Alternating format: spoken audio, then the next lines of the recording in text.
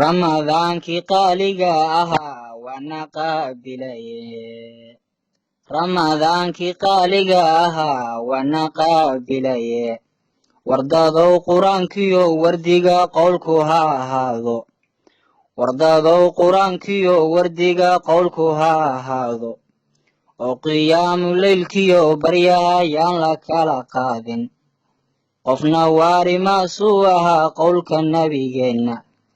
ee si aad u khayr miirataan hoy isqaban qaash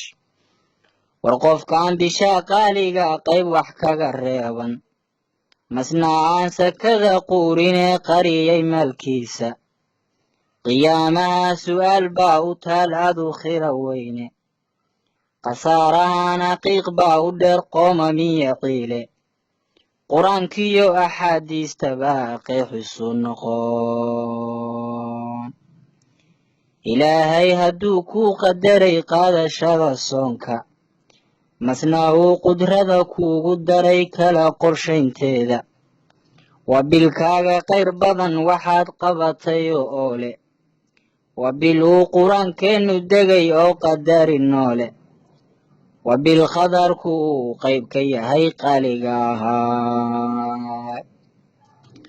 waa bil khadarku uu qayb ka yahay qaaliga ahaaye waa bil uu qunfuli saaran yahay qolalka naareede waa bishii ibliis loo qabilay qaadariyo hooge waa bishii ibliis loo qabilay qaadariyo hooge waa bil uu qabowgii jannada qaadir noo furaye qariga qur-aankiyo akhriya qowlka nabigeenna waa biluu qanaaciyo ku jiro qayb waxbarashaad qaraabada qidmada loo hayaa qayb waxtara weeye dariskana midkaan quud lahayn looma qaban weyne balse qaabka aan yeelnaba qaadirna la eegi qanaacada xaggoodana waa laysku qorayaaye waa bil qayrku uu furan yaho qaali yahay shaygu